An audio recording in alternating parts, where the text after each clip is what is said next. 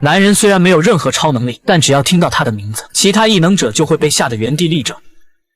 Tech fucking Knight is on campus. If he finds out what you're doing, you're lucky you end up in prison. He fucks people up.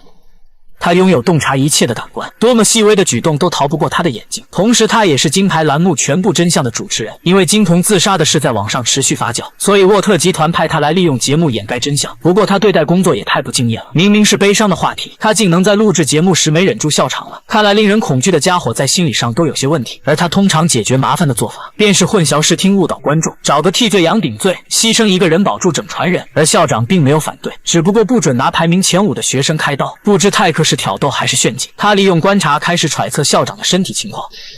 Small bead of sweat on your brow, adrenaline seeping from your pores, and you're ovulating, by the way. 其实泰克根本没有采纳校长的建议，他一上来就将矛头指向了安德烈，通过微表情看出对方与凯特的亲密关系。毕竟金童死后，安德烈取代了他校园排名第1的位置，同时又俘获了大嫂的芳心，不排除金童活着的时候他们就已经有染。他一口咬定安德烈是贪图名利美色才害死了金童。听到这些，仿佛触碰到了安德烈的逆鳞，他骂泰克就是卑鄙的小人，责怪自己的父亲胆小懦弱，为了往上爬非逼他来参加这个破节目。 We'll find it in the edit. 没达成目的，泰克又把目光锁定在了玛丽的身上。金童死后，玛丽的排名一下跳到了第2，因为当时他是全力抗击金童的英雄。询问的过程中，泰克不断指出对方虚假表情的漏洞，一次又一次地敲打着玛丽的心理防线。最终，玛丽破防了，称学院为了牟利才将自己包装成了英雄。事实上，真正与金童对抗的人是乔丹，只不过因为他亚裔双性别的身份，才被集团掩盖了真相。此刻大家一片哗然，没想到还能有意外收获。 Jordan's the hero. Not me.